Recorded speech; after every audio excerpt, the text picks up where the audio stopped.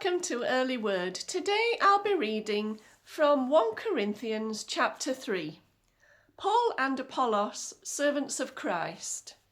Dear brothers and sisters, when I was with you, I couldn't talk to you as I would to mature Christians. I had to talk to you as though you belonged to this world, or as though you were infants in the Christian life.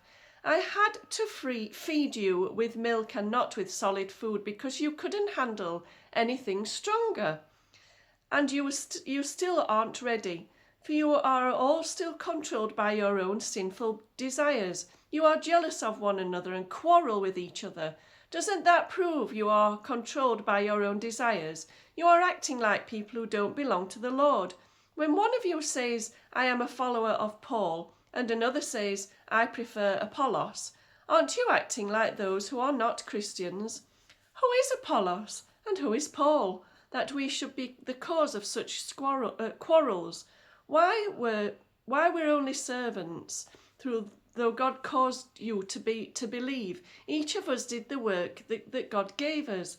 My job was to plant the seed in your hearts, and Apollos watered it. But it was God, not we, who made it grow. The ones who do the planting or watering aren't important, but God is important because He is the one who makes the seed grow. The one who plants and the one who waters work as a team with the same purpose, yet they will be rewarded individually according to their own hard work. We work together as partners who belong to God. You are God's field, God's building, not ours. Because of God's special favour to me, I have laid the foundation like an expert builder. Now others are building on it, but whoever is building on this foundation must be very clear and careful, for no one can lay any other foundation than the ones who already have Jesus Christ. Now anyone who builds on that foundation may use gold, silver, jewels, wood, hay, or straw. But there is going to come a time of testing at the judgment day to see what kind of work each builder has done. Everyone's work will be put through the fire to see whether or not it keeps its value. If the work survives the fire, the builder will receive a reward. But if the work is burned up, the builder will suffer great loss. The builders themselves will be saved, but like someone escaping through a wall of flames. Don't you realize that all of you together are the temple of God, and that the Spirit of God lives in you?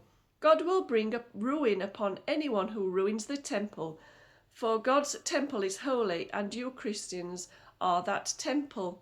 Stop fooling yourselves. If you think you are wise by this world's standards, you will have to become a fool, so you can become wise by God's standards. For the wisdom of this world is foolishness to God, and as the scriptures say, God catches those who think they are wise in their own cleverness. And again, the Lord knows the thoughts of the wise, that they are worthless. So don't take pride in following a particular leader.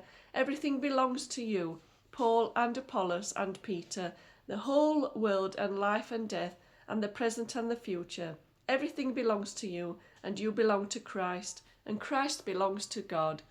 Please tune in next time for chapter 4.